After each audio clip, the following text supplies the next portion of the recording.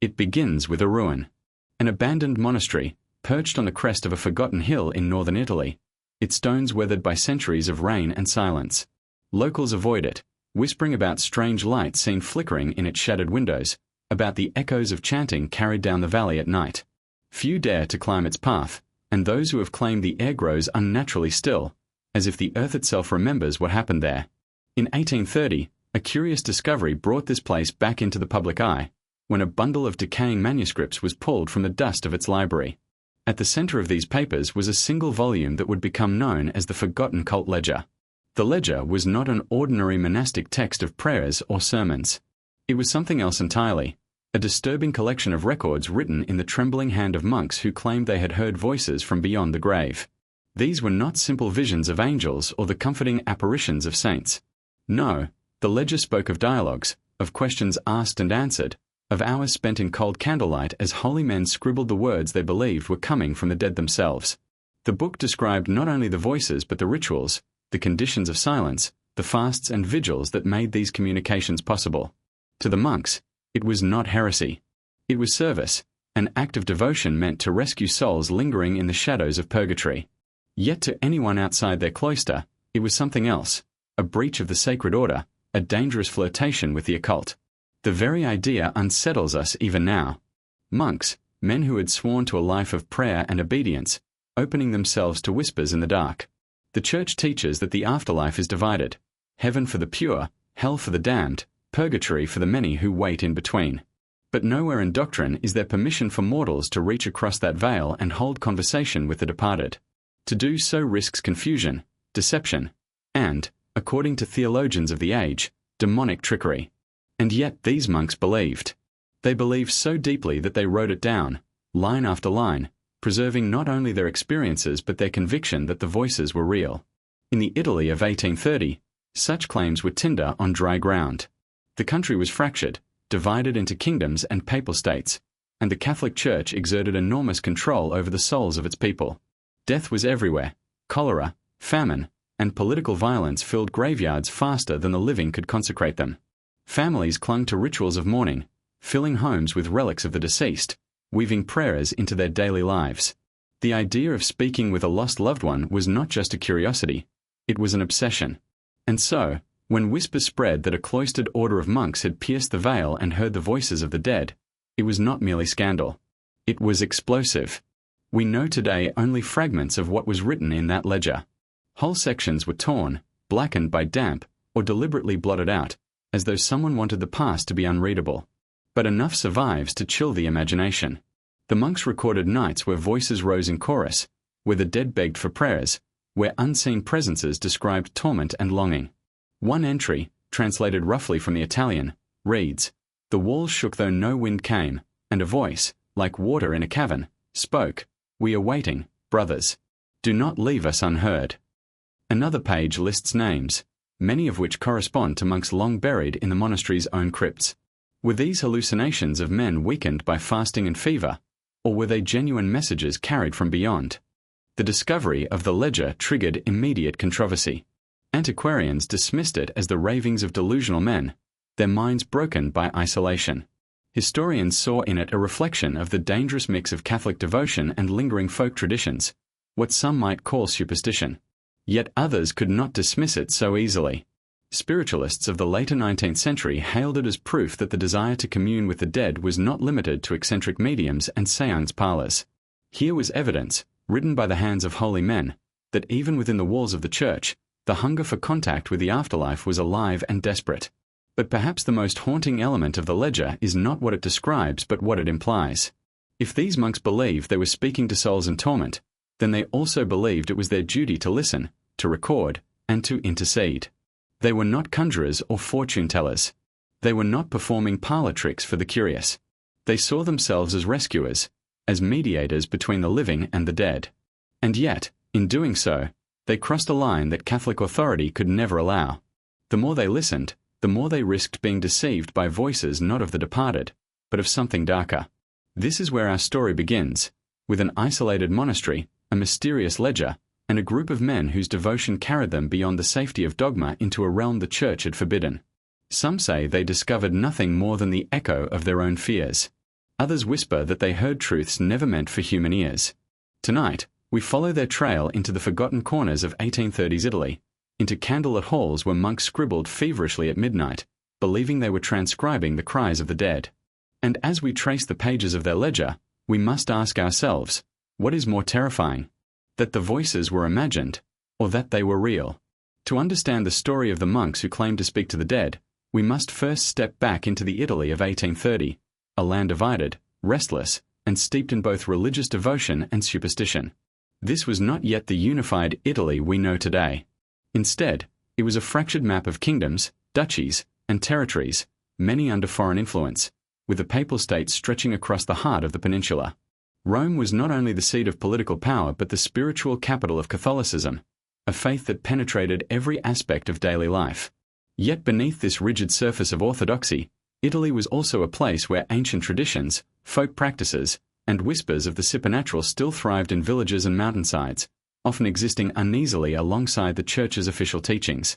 The Italy of the early 19th century was haunted by instability. Napoleon's armies had swept through only a generation earlier, toppling thrones and weakening papal authority, before being driven out and leaving chaos in their wake.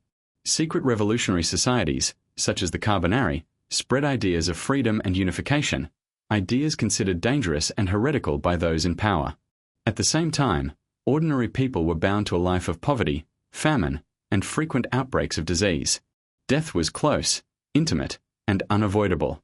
Every town was familiar with mass graves, with families shattered by cholera or typhus, with children buried before they reached their first birthday. In such a landscape, it is little wonder that the living developed an obsession with the dead. Religion was not merely a Sunday ritual. Catholicism infused the very rhythms of life. Bells tolled to mark every stage of existence, birth, marriage, and the final farewell at the grave. Processions filled the streets with relics of saints, bones held high in gilded reliquaries, paraded before starving crowds in the hope of intercession against famine or plague. The Church promised eternal life, but it also taught about the horrors of purgatory, a place of fire and waiting, where most souls languished until enough prayers and masses were offered for their release. For families mourning their dead, this teaching created both hope and fear. Hope that prayers could ease suffering. Fear that loved ones might be forgotten, trapped in endless torment. It is in this climate that stories of voices from beyond carried a particular weight. For the common people, the idea that the dead might cry out, seeking help, was not foreign. Folklore was filled with tales of restless spirits, souls wandering crossroads, shadows knocking on doors, warnings whispered in dreams. In the countryside, families left offerings of bread and wine at gravesides, or lit candles in abandoned chapels to guide the dead on their way. These practices were condemned by the Church as superstition, but they persisted, woven into the fabric of daily life. The boundary between prayer and spell, between liturgy and incantation, was often thin. Meanwhile, within monasteries, another form of obsession was taking root. The 1830s saw a revival of intense religious practices among certain cloistered orders: extreme fasting, self-flagellation, and prolonged vigils through the night. These were seen as acts of sacrifice, ways to mortify the flesh and draw closer to God. But such disciplines also pushed the body and mind to their limits. Sleep deprivation, hunger, and isolation could blur the line between reality and vision, between prayer and hallucination. Mystical experiences were not uncommon in monasteries. Saints of earlier centuries had claimed to see angels, to wrestle with demons, even to descend into hell itself. For the faithful, such visions were proof of holiness. But for the suspicious eye of the Vatican, visions were always double-edged. Were they divinely inspired, or temptations of the devil? Against this backdrop, the idea of a group of monks speaking to the dead no longer seems impossible. It seems almost inevitable. Italy was a land prime for it. The people longed for contact with lost loved ones. The Church's teachings about purgatory demanded constant intercession, and monasteries provided both the isolation and the ritual framework for strange practices to take root. Add to this the growing fascination with the occult sweeping across Europe, and the monk's story becomes less like an anomaly and more like a symptom of the age. Indeed, across the continent, a quiet shift was underway. Enlightenment rationalism had attempted to banish the supernatural, but in its place came something else: mesmerism, seances, experiments with magnetism and trance states. Educated men and women began to flirt with the idea that science might someday prove the existence of spirits. In Paris and London, Salons hosted gatherings where mediums claimed to summon the departed. In Vienna, doctors toyed with hypnotism. Though the great spiritualist craze would not reach its peak until the mid to late 19th century, its seeds were already being sown. The monks of Italy, secluded in their monastery, may not have known it, but they were not alone. They were part of a larger European hunger to pierce the veil between life and death. At the same time, their position was perilous. The Catholic Church, though steeped in rituals of death, was unyielding on this matter. Communication with the dead, outside the sanctioned miracles of saints, was heresy. To claim one could hear voices from purgatory was to risk being accused of trafficking with demons. And yet, contradictions existed everywhere. Priests blessed relics said to whisper miracles. Monks recorded visions in their diaries. Shrines were built where the Virgin or saints were said to appear in dreams. The boundary between holy vision and forbidden necromancy was razor-thin. Thus, the Italy of 1830 becomes more than just a backdrop. It becomes the very engine of the story. It was a land weighed down by death, terrified of purgatory, devoted to ritual, and yet simmering with superstition and unorthodox practices.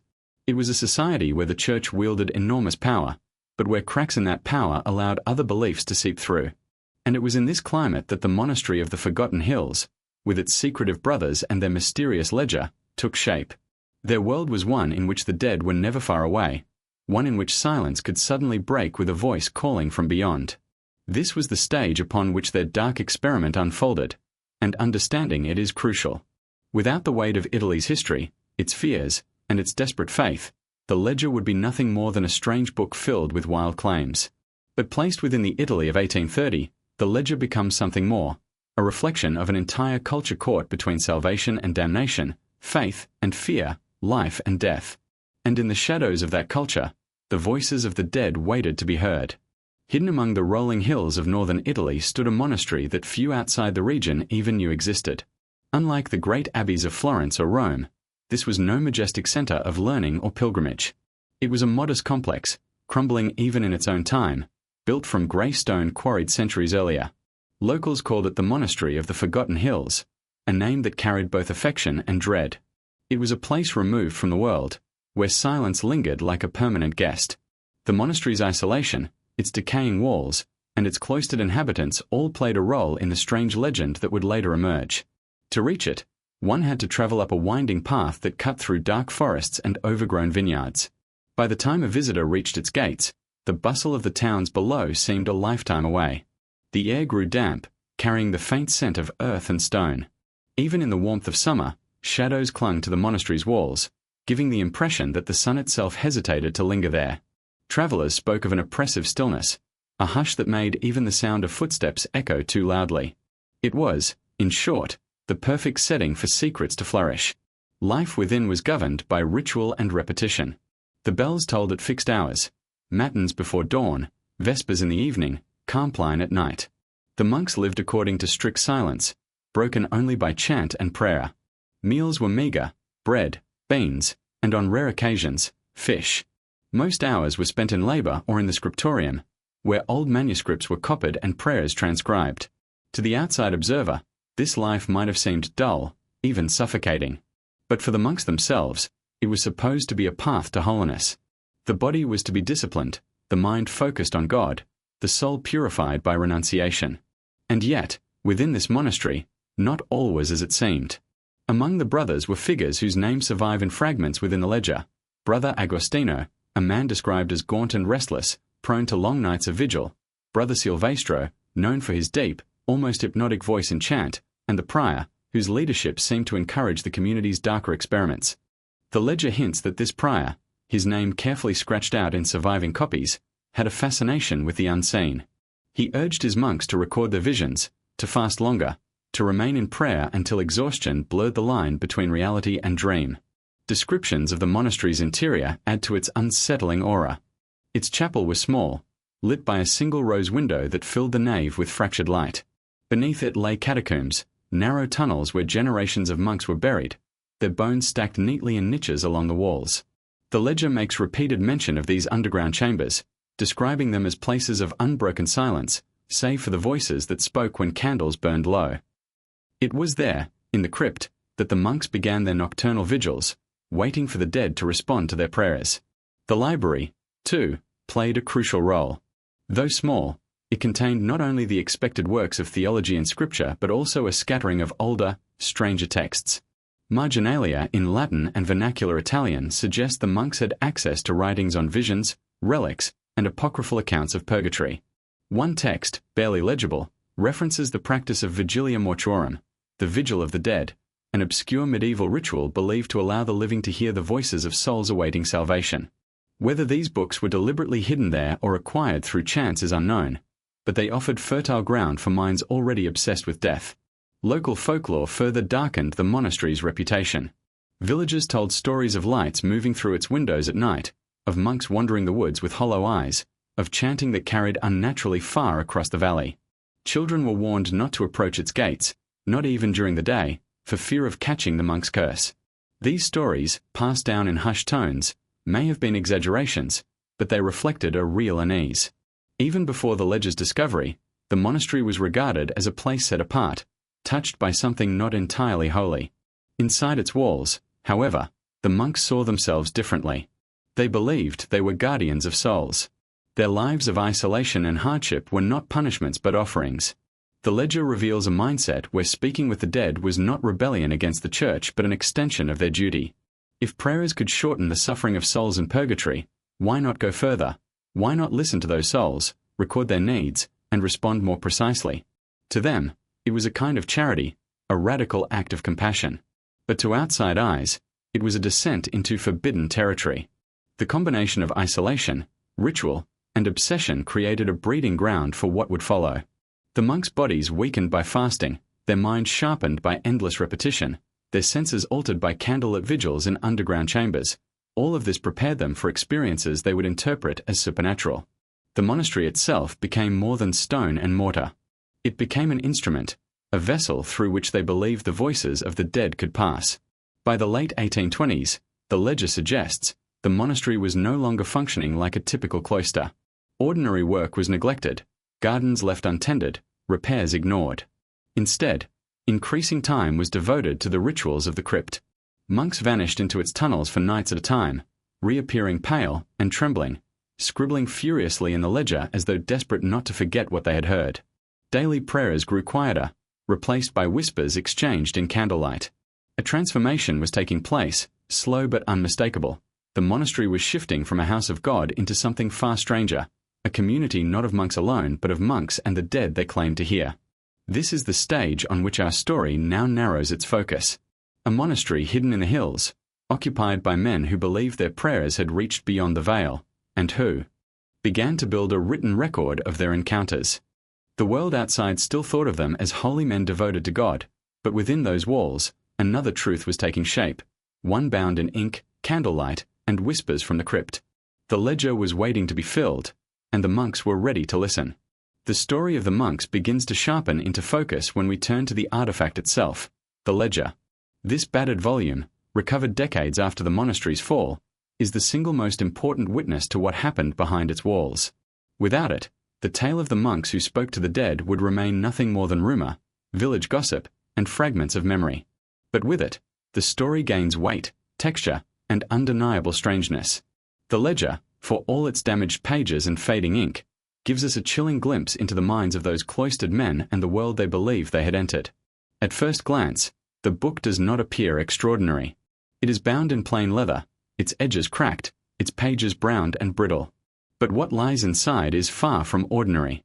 The handwriting varies, suggesting multiple contributors, and the entries are not neat or ordered like the careful transcriptions monks usually produced.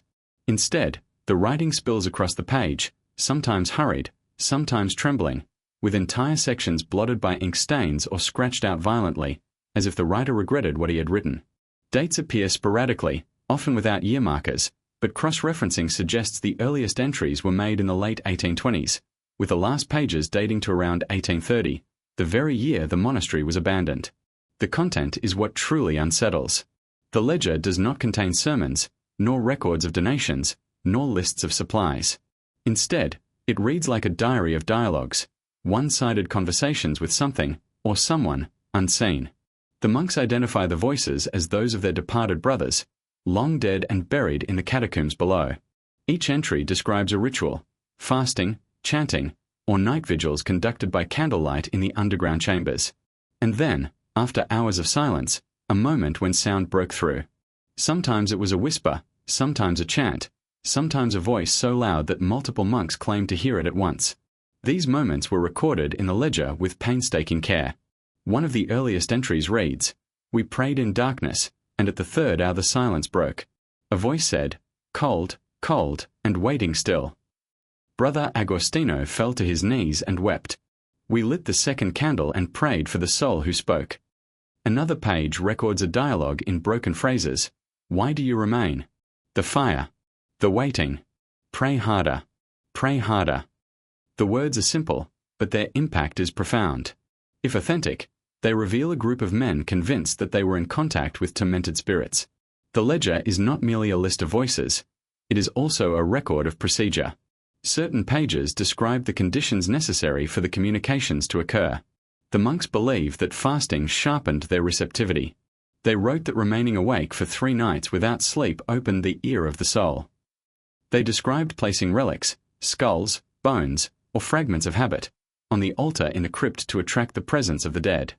And they noted that chanting psalms backward, though forbidden, seemed to draw clearer responses. Whether these practices were hallucination-inducing or genuinely supernatural is the question that lingers. What is most striking is how the monks framed their actions. They did not see themselves as rebels or heretics. They wrote as men on a mission, convinced that they were performing an act of mercy. Over and over, the ledger emphasizes their belief that these were souls trapped in purgatory, begging for relief. "We are their only hope," one line insists. "If we do not hear them, who will?" Another reads, "The suffering ones speak so that prayers may be given. To close our ears is to condemn them." In their eyes, the ledger was not just a record, it was a responsibility, a sacred duty. And yet, the book carries a creeping unease. Some entries seem to suggest doubt, even fear. A shaky hand writes, "It may not be them. The voices deceive. Pray for clarity." Another entry is almost panicked. "Do not trust the one who calls himself Father. His words are sweet but false. He mocks the prayers." Here, we begin to sense the conflict within the monastery itself. Not all monks may have agreed on what they were hearing. Some feared the voices were not souls at all, but demons wearing familiar names. The ledger also reveals divisions between the monks themselves. Brother Silvestro's handwriting is confident, filled with conviction that the voices were genuine. Brother Agostino's hand, however, grows increasingly erratic as the pages go on, his words desperate, his sentences fragmenting. One page attributed to him reads, "They cry without end. I cannot rest. Even in the chapel I hear them. Even in sleep. We are not enough." It paints a picture of a man unraveling under the weight of what he believed to be his duty. Then there are the redactions, sections where text has been scratched out so violently that the parchment is torn. In places, ink is smeared across entire passages, as though someone tried to hide the words from any future reader. Scholars who studied the ledger in later years speculated that these redactions may have been deliberate attempts to erase dangerous claims, perhaps prophecies or accusations that could have brought the monastery into direct conflict with church authorities. One fragment, still barely legible, appears to name a local bishop, followed by the phrase, "He walks in darkness, though alive." Was this a hallucination, a slander, or something more? Whatever the truth, someone clearly wanted it hidden. The ledger is not without structure. Toward the middle, there are attempts to categorize the voices, those who begged for prayers, those who offered warnings, and those who deceived. The monks even developed symbols, small crosses, spirals, and arrows, to mark the nature of each communication. A cross indicated a soul in need of prayer. A spiral meant a trickster voice, suspected of demonic origin. An arrow suggested urgency, that the message carried importance for the living. This crude taxonomy shows that the monks were not merely recording blindly, they were trying to impose order on their experiences, to make sense of a phenomenon that defied sense. And yet, as the ledger progresses, the entries grow darker. Where the early pages are filled with cautious hope, later ones brim with dread. References to the watchers in the dark appear. One entry reads, "They stand at the edge of the light. They do not enter but wait. We dare not ask their names." Another chilling note simply says, "Too many voices. We cannot keep up. They press against us. hungry. The sense of control is slipping, the order breaking down. The monks' charity has become something else, a burden, a flood of voices they cannot contain. By the final pages, the ledger reads almost like a confession. We sought to serve, but we are consumed. The prayers are not enough. The voices do not stop. Perhaps this is our trial. Perhaps this is our punishment. Then, abruptly, the entries cease. The last words scrawled are, "Forgive us if we have erred." The ledger is, in every sense, a document of obsession. It captures the moment when devotion turned into fixation, when prayer became dialogue, and when men convinced of their holy duty began to lose themselves in a world of shadows. Whether it was madness, delusion, or something truly supernatural, the ledger ensured that their voices, the monks' voices as well as the voices they believed they heard, would echo long after the monastery itself had fallen silent. This book, fragile and incomplete, is the reason their story survived at all. Without it, the world would never have known that in the dark hills of Italy, in the year 1830, a brotherhood of holy men sat in candlelit crypts, straining to hear the whispers of the dead and writing them down in a volume they believed would one day justify their actions. Instead, it became their legacy, a testimony not of salvation but of mystery, fear, and a faith that ventured too far. If the ledger was a window into the practices of the monks, then the voices it describes were the abyss staring back. To understand what these men believed, and perhaps what they experienced, we must step inside their world of whispers. These were not vague impressions or fleeting sensations, at least not according to the records. The monks wrote with an intensity that suggests they heard actual words, conversations even, carried from beyond the grave. Whether those voices came from their own exhausted minds or from some darker source is the lingering question. The first recorded whispers are almost tentative, faint echoes that the monks seemed hesitant to describe. One entry notes simply, "A sigh, as of one who labors." Another reads, "A word, perhaps help, though faint." These early experiences are written in tones of awe and humility, as if the monks themselves could hardly believe what they were hearing. The voices were rare, fleeting, fragile. But as time went on, they grew bolder, clearer, and more demanding. Descriptions of the voices vary widely, which has fueled debate among later scholars. Some were said to sound like ordinary human speech, raspy, tired, sometimes even familiar, like the remembered tone of a deceased brother. Others were described as inhuman, layered, or distant, as though multiple voices spoke at once from far away. On one page, a monk writes, "Not a voice but a chorus, rising and falling, too many to count. It chilled us though we prayed." Another entry is more specific. Brother Matteo's voice was heard though he has been buried 3 years. He begged us not to forget him. He said the prayers are not enough. What stands out is the content of these whispers. Many begged for intercession. "Pray harder.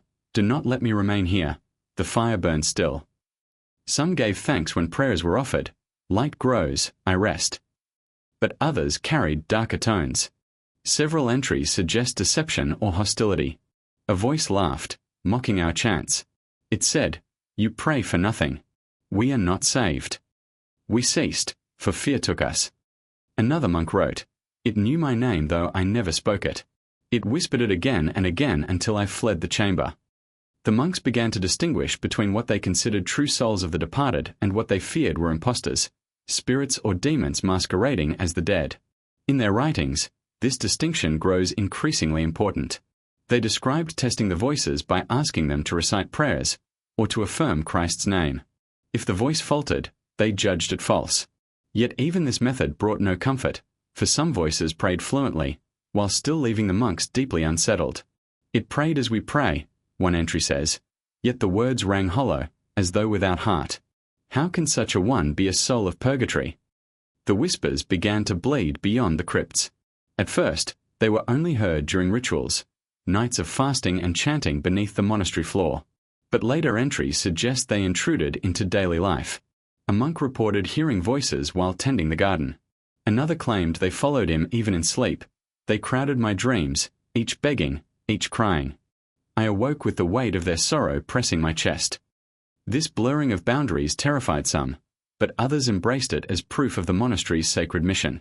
To them, the voice's persistence only proved their reality.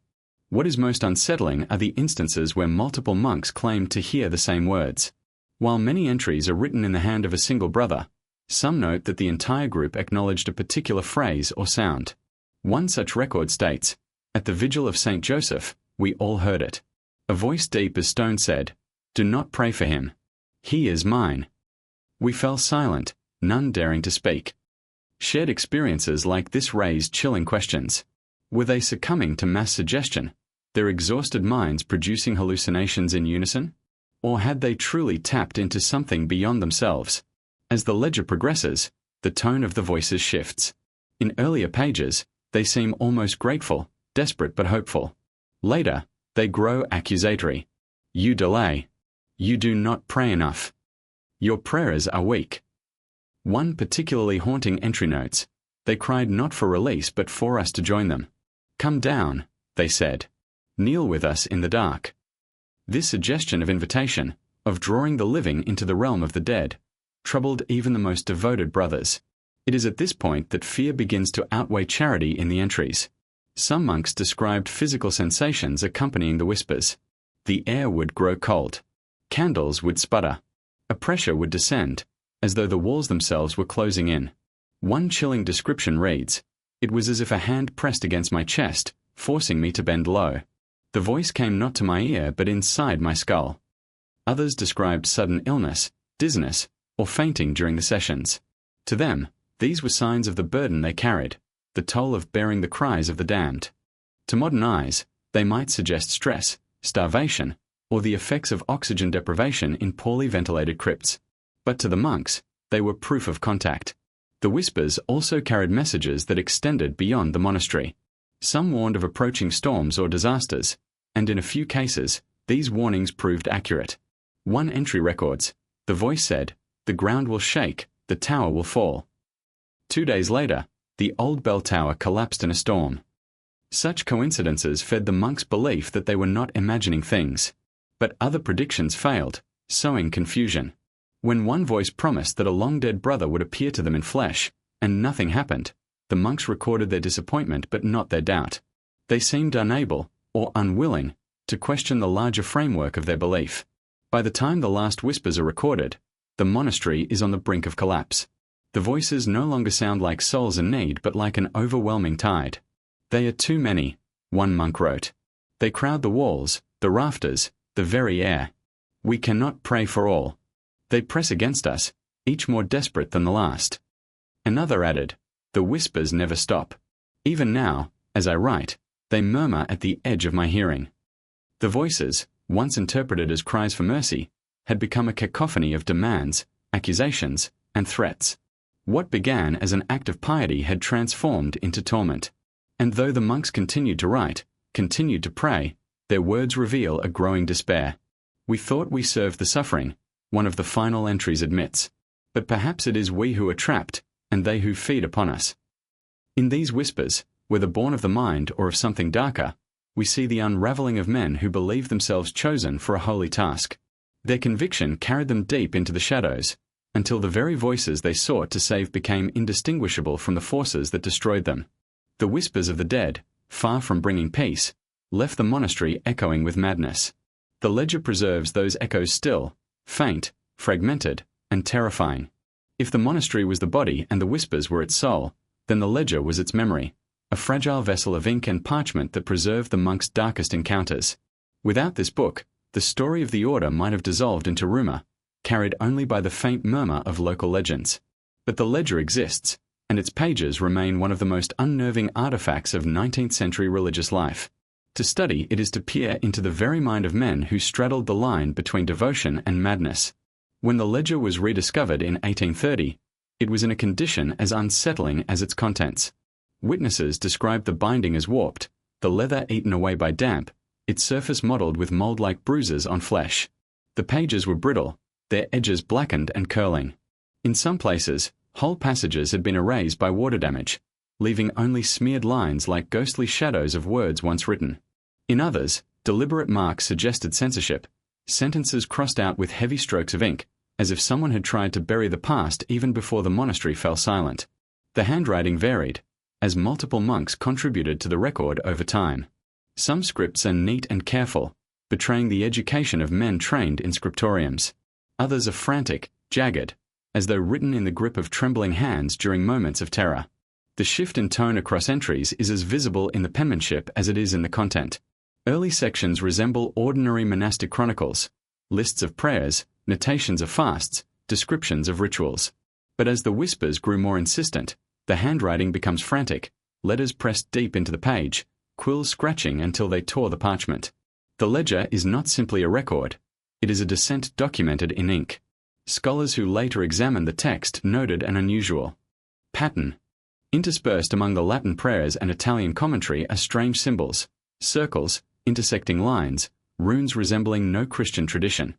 Were these doodles? Desperate attempts to capture the shape seen in visions? Or were they something more, a secret code to communicate knowledge the monks dared not express openly? Some of these marks are repeated, appearing in the margins across multiple entries, suggesting they held specific meaning. But no clear translation has ever been agreed upon. Equally mysterious are the lists of names scattered throughout the ledger. Many correspond to monks buried in the monastery's crypts. Others appear to be parishioners from nearby villages, though no clear record links them. A few, however, match no known individual at all. One chilling list reads, Matteo, Lorenzo, Giovanni, Pietro, and the nameless child.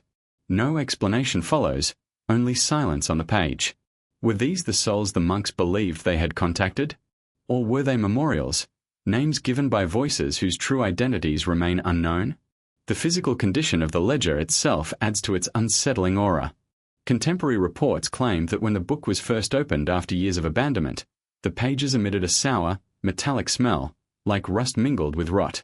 Those who touched it described a faint residue that clung to the fingers. Superstition grew quickly. Villagers whispered that the book was cursed, that anyone who read too deeply would themselves hear the whispers. Even some historians in later decades admitted to unease. One antiquarian wrote in 1872, "I have handled many relics, but never have I felt a weight such as this. It seemed less a book than a vessel of grief." Despite its fragility, parts of the ledger are remarkably detailed. Descriptions of the rituals include specific instructions, the exact hours to fast, the length of the chants, the order of prayers. Some passages almost resemble manuals, as if the monks intended others to continue their work. Yet even within these instructions, there is a sense of instability. Notes in the margins contradict earlier entries. 3 nights fasting is crossed out and replaced with 5 nights, no water. Another passage suggests that silence was required, while later lines insist on constant chanting to drown out the voices. The ledger is not a coherent guide. It is the record of men groping in darkness, altering their methods in desperation. What is perhaps most disturbing is the emotional rawness captured in the pages. Unlike official church documents, which mask suffering behind formal language, the ledger often bursts with raw confession. One monk scrawled across the margin, "I fear I no longer know which voices are theirs and which are mine." Another scribbled, "Forgive me, Lord, but I long to hear them, though I dread it." These are not the words of detached chroniclers but of men entangled in an obsession that devoured them from within. The ledger also bears evidence of attempts to destroy it. In several places, wax stains cover passages, as though candles had been spilled deliberately to obscure words. At least 3 pages were torn out entirely, leaving only ragged edges. Scholars speculate these were removed either by the monks themselves, fearing discovery by church authorities, or by later custodians who sought to suppress the more scandalous contents. Rumors persist that fragments of the missing pages still exist in private collections, hidden away from public view. When the ledger entered scholarly circles in the mid-19th century, it sparked intense debate. Rationalists dismissed it as evidence of collective hysteria, proof of how isolation, starvation, and fear could warp human perception. Spiritualists, on the other hand, hailed it as a sacred relic, the earliest written testimony of genuine communication with the dead. Even today, opinions remain divided. Some argue the ledger is a cautionary tale of religious excess, while others see it as a doorway to mystery science cannot yet explain. But perhaps the most chilling detail lies not in the words, but in the silence. Between entries, there are long gaps of empty pages. Days, weeks, even months when nothing was written. Then suddenly, an eruption of frantic text fills the margins. These silences may suggest moments when the monks dared not record what they heard, or when the voices grew too overwhelming to document. In a sense, The blank spaces are as terrifying as the words themselves, hinting at experiences too dark even for confession. The ledger remains a paradox, a book of faith and of fear, of devotion and of possible deception. To hold it is to sense the weight of voices long gone, voices that either tormented a group of fragile men, or that truly reached across the veil of death. Its pages invite us into their world, but they also warn us of the cost of listening too closely. For once you open the ledger, you cannot unhear the whispers it contains. The Catholic Church has always maintained strict boundaries between the living and the dead. Prayer for the departed, yes. Intercession for souls in purgatory, absolutely. But direct communication, that was a door firmly bolted, and for good reason. To open it risked not just doctrinal chaos but spiritual danger. So when word of the ledger, and of the monks who claimed to hear the whispers of the dead, reached the ears of church authorities, the reaction was swift and merciless. By 1830, the Church was already fighting a war of perception. Across Europe, Enlightenment rationalism was challenging centuries of theology. Meanwhile, folk superstitions and clandestine spiritual practices still flourished among the peasantry. The Vatican sought to present itself as the sole arbiter of divine truth, stamping out anything that smelled of heresy, witchcraft, or dangerous mysticism. And here was a group of consecrated men, vowed monks, practicing rituals that sounded more like necromancy than devotion. If their actions were tolerated, it would send a message that even within the cloister, the forbidden could thrive. That, the Church could not allow. The first sign of condemnation came in the form of a visitation. Local bishops dispatched envoys to the monastery under the guise of inspection.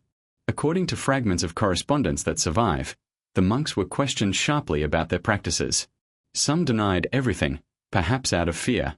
Others defended themselves, insisting their purpose was holy, not heretical. One monk reportedly told the visitors, "We do not summon the dead. They come to us, begging for aid." But such defenses fell on deaf ears. To the Church, even the suggestion of speaking with the dead placed the monastery under suspicion of diabolical influence. Shortly afterward, the ledger itself was seized. The monks were forbidden to continue their vigils, their rituals of fasting, their midnight sessions in the crypt. The library was searched, and other manuscripts were removed, though none carried the same infamy as the ledger.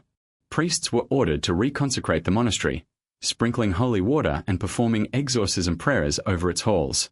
The official verdict, though never widely published, was damning. The monks had strayed into forbidden territory, and their practices bore the marks not of divine inspiration but of demonic deception. This act of suppression was not unusual for the time.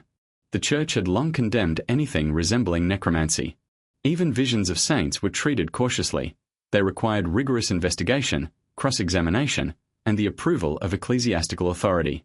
That a group of monks had bypassed all of this, claiming private authority to interpret voices of the dead, was seen as a grave violation of obedience. For an institution that prized order and hierarchy, the ledger represented rebellion disguised as piety. But beneath the official condemnation lies a more complex story. Letters preserved in diocesan archives hint at the unease of the investigators themselves. One bishop wrote privately that while the monks' behavior was unacceptable, he could not entirely dismiss the strange phenomena they described. "They are deluded, perhaps," he conceded, "but I confess that their accounts trouble me more than I wish. If this is deception, it is a deception with teeth." Another priest admitted that while he considered the voices to be illusions, he had no explanation for the physical disturbances reported: the cold air, the trembling of walls, the collapse of candles. These details were omitted from official reports but lingered in the margins of private correspondence. For the monks, the condemnation was devastating. Many were reassigned to other monasteries, scattered across Italy to prevent further collusion. The monastery itself was partially abandoned, left to decay. A few of the brothers refused to leave, clinging to their rituals in defiance of orders, though what became of them remains uncertain. Some whispered that they died in madness, still hearing the voices even as the monastery crumbled around them. Others claimed they disappeared, vanishing into the countryside with fragments of the ledger in hand. The Church attempted to erase the scandal, as it had done with countless other incidents that threatened its image. Official records were purged. The ledger was locked away, inaccessible to most scholars. For decades, it was mentioned only in hushed tones, if at all. Yet rumors could not be fully contained. In nearby villages, stories spread of the monks who spoke to the dead. To some, they became figures of fear, men who consorted with demons. To others, they were martyrs of compassion, punished for daring to intercede more directly than the Church allowed. This dual perception illustrates the broader tension of the era. On one hand, the Church sought to preserve strict orthodoxy, fearful that any crack in the wall of doctrine would invite chaos. On the other, ordinary people, drowning in grief and loss, longed for contact with their departed loved ones. For them, the idea that holy men had once dared to listen was tantalizing, even comforting. In condemning the monks, the Church may have reinforced its authority, but it also deepened the hunger that would soon fuel the rise of spiritualism later in the century. Modern scholars examining the Church's reaction often note its severity. To expel or silence the monks might seem harsh, but for the Vatican, the stakes were nothing less than the integrity of the faith. If monks could claim their whispered voices were genuine, what would stop laypeople from doing the same? If every voice in the night could be treated as a soul in purgatory, the Church's carefully maintained rituals for the dead would lose their central authority. Worse, if these voices were indeed demonic, tolerating them would mean allowing the enemy a foothold within the cloister. Thus, the condemnation was more than disciplinary. It was strategic, a way to draw a clear line between sanctioned intercession and forbidden communication. The monks, in their devotion, had blurred that line, and the Church's response was designed to sharpen it again. The ledger, in this light, became a symbol of the danger posed by unregulated mysticism. Better for it to rot in an archive than to inspire others to walk the same perilous path. Yet, the Church's suppression may have had the opposite effect. By treating the ledger as something dangerous, they inadvertently increased its allure. What is hidden is always more tempting than what is revealed. In time, whispers of the ledger escaped the archives, traveling into the hands of occultists, antiquarians, and eventually spiritualist circles.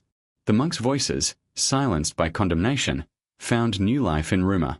The episode reveals not only the fragility of the monks but also the fragility of the Church itself, caught between its role as guardian of the living and warden of the dead. To condemn the monks was to protect doctrine, but in doing so, the Church may have buried more than heresy. It may have buried questions that linger still. What did those men really hear? And what price is paid when voices from the other side are silenced? The Church tried to close the book, but the ledger survived. Its condemnation only deepened the mystery, leaving us with a haunting paradox. Were the monks fools, deceived by hunger and grief? Or were they witnesses to something so dangerous that even the Vatican dared not let it spread? Condemnation from the Church might have silenced the monks in official terms, but human belief does not vanish so easily. In fact, it often thrives in secrecy, feeding on isolation, fear, and longing. For those monks who remained within the walls of the decaying monastery after the visitation, life began to unravel in ways more terrifying than any decree from Rome. The ledger's later entries, fragmented though they are, paint a portrait of men slipping steadily into madness, drawn deeper by the very voices they had once sought to serve. The earliest signs of decline are subtle. The handwriting grows shakier, the Latin more fragmented, as if the brothers were too exhausted to maintain discipline. Entries become less structured. Instead of ordered accounts of prayers and rituals, we find scattered sentences, half-finished thoughts, prayers breaking off mid-line. One page contains only 2 words written again and again: still here, still here, still here. These signs suggest not only fatigue but obsession, men writing not for posterity but for release, as though compelled to transcribe what they could no longer contain. Food shortages compounded their suffering. The monastery, once sustained by donations from nearby villages, began to lose support after rumors of heresy spread. Pilgrims stopped coming. Locals, frightened of contamination from the monks who spoke with demons, avoided the place entirely. Records mention dwindling harvests, rats infesting the grain stores, brothers falling ill from spoiled food. Hunger gnawed at their bodies, just as whispers gnawed at their minds. Fasting, once a voluntary act of devotion, became a forced state of starvation. And starvation, as modern science confirms, can induce hallucinations, paranoia, and severe mental decline. The monks themselves began to notice the toll. One entry laments, "We are weakened, and in weakness the voices grow. We cannot know if it is they who grow stronger or we who grow frailer." Another says, "Hunger drives us to prayer, but prayer drives us to voices, and the voices drive us to despair." These lines suggest a cycle that spiraled downward, physical weakness feeding spiritual terror, terror deepening physical collapse. Soon, the ledger records open conflict among the brothers. Some demanded the ritual stop, fearful that the voices were demonic.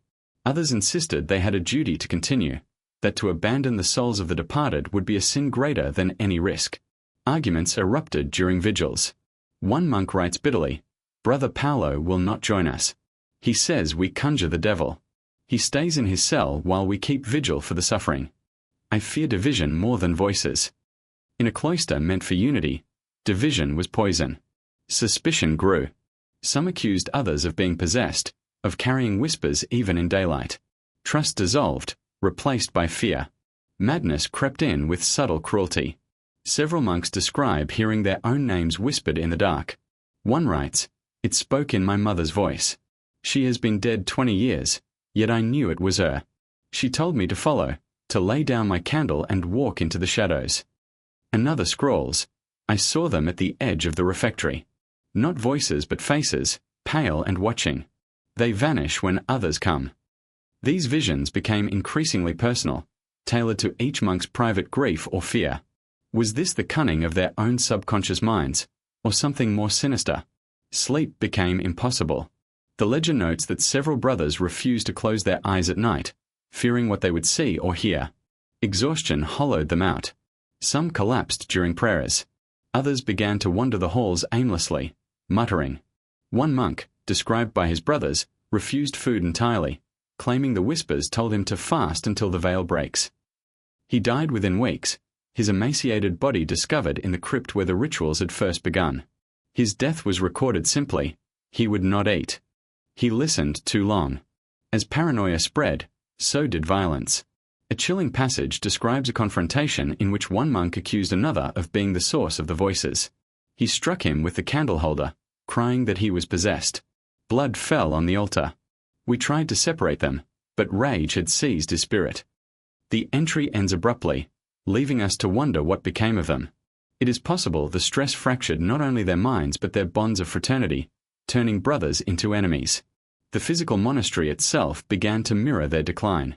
Roofs leaked, corridors filled with mildew, and the once orderly cloister became cluttered with neglected objects, half-burned candles, broken prayer books, scattered relics. The atmosphere was one of abandonment.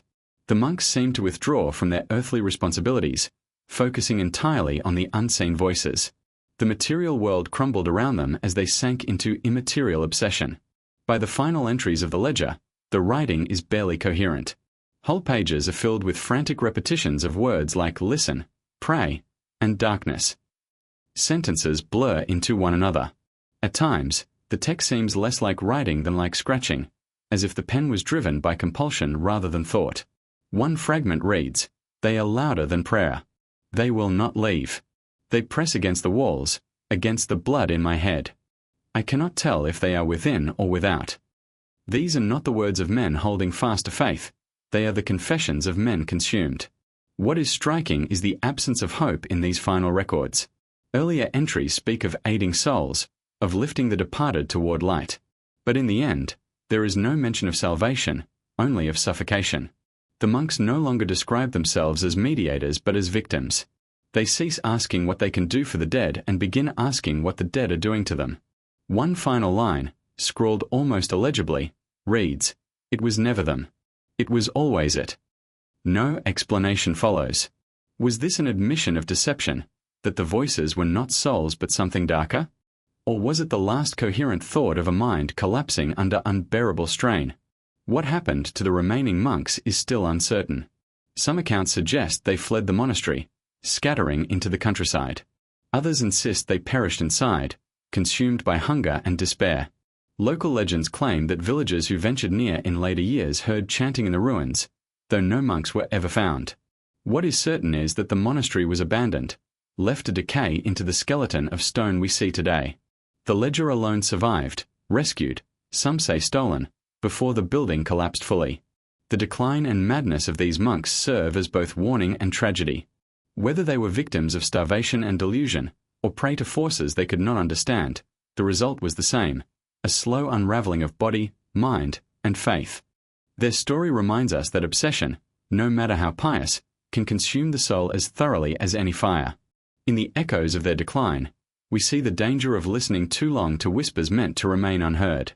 When the monastery finally slipped into ruin, its walls crumbling and its halls silent, the story of the monks did not die with them.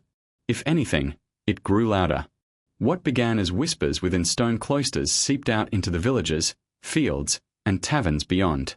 The ledger may preserve the monks' first-hand words, but folklore preserves the echo of how their neighbors perceive them, an echo distorted, embroidered, and amplified over generations until fact and myth became inseparable.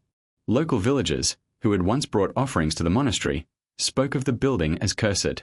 They claimed that after the monks disappeared, lights continued to flicker in the windows at night. Sometimes these were described as the glow of candles, other times as strange blue flames that drifted from room to room. Children were warned never to wander too close, for fear that the voices which had driven holy men to madness might snare them as well. Parents told their sons and daughters, "If you hear someone call your name near the monastery, do not answer. It is not your mother. It is not your father. It is the dead." Some of the earliest legends concern travelers who passed near the ruins at night. One tale speaks of a merchant whose horse refused to cross the road by the monastery. Annoyed, the merchant dismounted, only to hear chanting drifting from the darkened cloister. Convinced that monks remained, he called out, but no answer came. Instead, the chanting grew louder, and his horse bolted in terror. The merchant later told villagers that he saw figures in robes watching him from the shadows, though no human voices spoke, only echoes that seemed to emerge from the stone itself. Stories like this spread quickly. Soon, the monastery was no longer remembered as a holy place but as a threshold between worlds. Farmers swore their livestock sickened if pastured too near the walls. Shepherds claimed to see shadowy forms moving along the hillside at dusk. The ruined bell tower, long stripped of its bell, was said to toll on stormy nights, not with a clear metallic ring but with a low, mournful hum, like a human-groan caught in the wind. By the 17th century, these legends had grown into cautionary tales woven into everyday village life. Mothers warned children that disobedience would draw the monastery voices to them. Hunters crossing the hills prayed aloud when passing its gates, begging protection against unseen spirits. Folklore gave the voices agency, transforming them into restless souls, demons, or even the monks themselves, condemned to wander forever for their sins. Each version served a moral purpose, a warning against pride, curiosity, or meddling in matters beyond mortal comprehension. One particularly chilling legend tells of a villager named Matteo who dared to explore the monastery ruins during a bet with his friends. He returned pale and trembling, unable to speak for days. When he finally recovered, he confessed that he had entered the crypt and heard his own deceased father whisper his name. The voice told him terrible secrets about his family's future, some of which later came true. Matteo was shunned afterward, considered marked by the dead. His children, villagers claimed, bore a strange look in their eyes, as if listening to something no one else could hear. Other tales grew more grotesque. One 18th century traveller recorded a story he heard from locals, that monks who died in the monastery had not been buried but instead walked out into the surrounding hills, their hollow bodies driven by whispers. These figures, half decayed yet moving, were said to appear on moonless nights, searching for companions to join them. Such imagery may have been fueled by unearthed skeletons or crumbling grave markers near the ruins, but folklore transformed bones into walking revenants. Interestingly, folklore also preserved traces of compassion amid the fear. Some villagers believed the monks were not damned but trapped, souls caught between heaven and hell, pleading for release. On All Souls' Eve, candles were sometimes lit on the hill facing the monastery, a gesture of pity for the restless voices within. One folk prayer recorded in the 19th century implores, "May their hunger be filled, their vigil ended, their voices stilled." It suggests that even centuries later, locals still felt the weight of what had happened, and still hoped for the monks' peace. By the time Romantic era writers began collecting legends in the 1800s, the monastery had become a Gothic fixture of the region. Poets described it as a house of sighs where the walls breathed with sorrow. Amateur historians tried to reconcile folklore with fact, pointing to the ledger as evidence that the monks truly heard voices. Yet others dismissed the tales as exaggerations born from fear of the unknown. Regardless of truth, the monastery ruins became a magnet for seekers of the strange, occultists hoping to commune with the dead, skeptics eager to debunk local superstition, and wanderers drawn by the thrill of the forbidden. One English traveller in 1837 claimed he spent a night within the ruins to test the legends. He wrote that while no apparitions appeared, he felt a strange pressure in his ears, as though air itself carried whispers just beyond hearing. Another visitor in the early 20th century reported hearing distinct footsteps behind him, though he was entirely alone. Such anecdotes, even if fabricated, fueled the monastery's reputation as a haunted place where the line between the living and the dead thinned. Folklore also adapted with time. In the 20th century, villagers began telling new versions of the legend suited to modern fears. During the Second World War, locals claimed that soldiers bivouacked near the ruins heard phantom bells and fled, refusing to sleep inside. In the 1960s, teenagers dared each other to sneak into the cloisters, reporting eerie sensations, sudden cold winds, and disembodied laughter. Even today, ghost hunters and urban explorers trade stories online of strange recordings captured in the crypts. Low murmurs, indistinct words, or sounds like chanting buried beneath static. What is remarkable is how consistent the themes remain across centuries. Whether framed as ghost stories, demonic visitations, or psychological experiments, the monastery is always described as a place where voices linger, voices that do not belong to the living. Folklore sustains the idea that the monks' final rituals opened something that never fully closed, leaving an imprint too deep for time to erase. These legends, whether true or imagined, serve a purpose beyond entertainment. They externalize communal fears, fear of death, of madness, of crossing boundaries better left untouched. They keep alive the memory of a tragedy, ensuring that the monks are never entirely forgotten. And they remind us that history is not only what is written in ledgers but also what is carried in stories, songs, and warnings passed from parent to child. Today, the monastery stands as both ruin and symbol. Scholars study the ledger for traces of history. Tourists marvel at its Gothic decay. Locals still avoid it after dark. And somewhere between stone and story, the monks remain, remembered not only as men who sought to serve but as voices that could never be silenced. For nearly a century, the ledger lay forgotten, buried under collapsed shelves and the dust of abandonment. It might have remained there indefinitely, had history not intervened. In the early 19th century, a wave of intellectual curiosity swept across Europe. Scholars, collectors, and antiquarians scoured forgotten monasteries and libraries, eager to unearth relics of the past. Italy, fractured and politically restless, was particularly fertile ground for these searches. Monasteries dissolved under Napoleonic suppression or fell into neglect, their treasures left vulnerable. It was during one such exploration in 1830 that the forgotten cult ledger resurfaced. The man who discovered it was not a monk but a provincial archivist named Carlo Venturi. Venturi was a cautious, methodical figure who had been tasked with cataloguing old manuscripts from abandoned religious sites. His job was bureaucratic, not romantic, but he had an eye for the unusual. As he sifted through mouldy breviaries and half-rotted hymnals in the monastery's ruined library, he came upon a bundle bound in leather that felt strangely heavier than it should.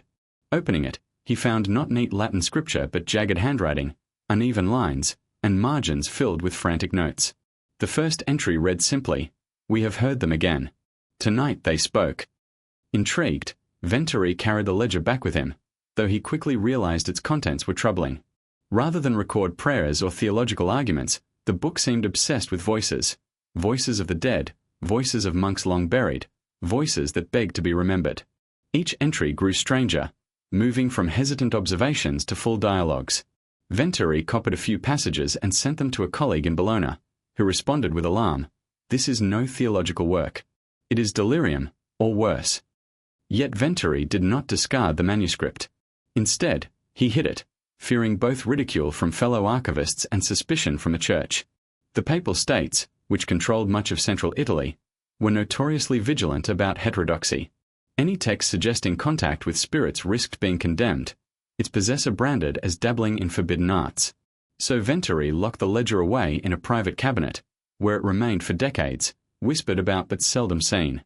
What is remarkable is that even in secrecy, the ledger began to exert influence. Venturi, unable to resist, continued to read it at night by candlelight. His diary, later found by his descendants, contains eerie reflections. "I cannot explain it, but when I study their words, I feel as though someone stands just beyond my shoulder. The air thickens.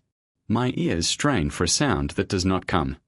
He grew increasingly reclusive, and some suggested that the ledger had ensnared him just as it had the monks before. By the 1850s, spiritualism was sweeping Europe and America. Seances, table-turning, and mediums claiming to channel the dead captivated audiences hungry for contact with lost loved ones.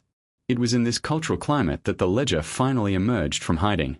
Venturi's nephew, a radical young intellectual, found the manuscript among his uncle's belongings after his death. Rather than conceal it, he saw it as proof that even cloistered monks had pursued the same mysteries now enthralling polite society. He shared excerpts with a circle of writers and scholars in Florence, where the ledger quickly became a subject of fascination and dread. The passages circulated privately at first, copied in handwritten notebooks.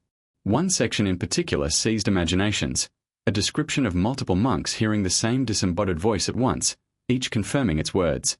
"We are not dreaming," one wrote. "We hear together. We write together.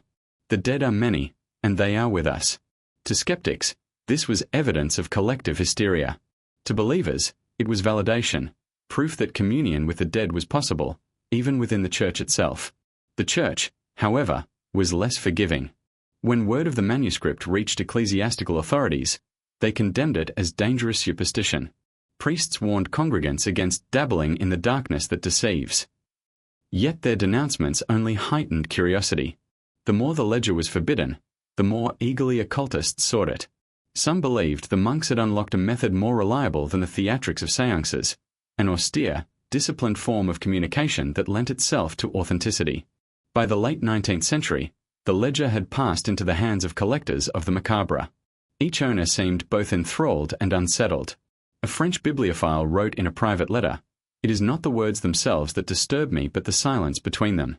Reading feels like listening, as though the page waits for me to answer." Another collector refused to keep it in his house, convinced that the book breathes in the night. These accounts may be exaggerations, yet they echo the same unease described by the original monks, a sense that the ledger was more than ink on paper. In the early 20th century, researchers in parapsychology rediscovered the manuscript. Scholars at the University of Turin studied its handwriting, linguistic patterns, and theological implications. They debated whether the voices recorded were evidence of dissociative states, auditory hallucinations, or cultural manifestations of grief. Yet even the most skeptical admitted the ledger was unique. Few other surviving documents show such a sustained, systematic attempt by religious men to record communication with the dead. It was, in a sense, a proto-spiritualist diary, predating the movement by decades. As wars and political upheavals ravaged Italy, the ledger once again slipped into obscurity, only to reappear sporadically in archives and private collections. Each resurfacing added new layers to its legend. By the 1960s, it had become an object of fascination for occult groups, who treated it as a sacred manual rather than a historical artifact. Some even attempted to reconstruct the monks' vigils, fasting and praying in ruins by candlelight, hoping to hear the same voices. Few admitted success, but the aura of danger only grew. Today, the ledger resides in restricted storage, too fragile to handle often. Scholars continue to argue over its meaning. Was it a record of genuine experiences, the delusions of men broken by isolation, or a symbolic narrative never meant to be taken literally? Whatever the answer, its power endures. Every time it resurfaces, it ignites the same questions. What lies beyond death? Can the living truly hear the voices of the departed? And if so, should they? Perhaps this is why the ledger continues to haunt. It is not simply a relic of superstition but a mirror, reflecting our deepest human longing, to bridge the abyss of death, to hear a voice we thought was silenced forever. Whether the monks succeeded or damned themselves, the fact remains, they tried. And in their desperate attempt, they left behind a text that refuses to die.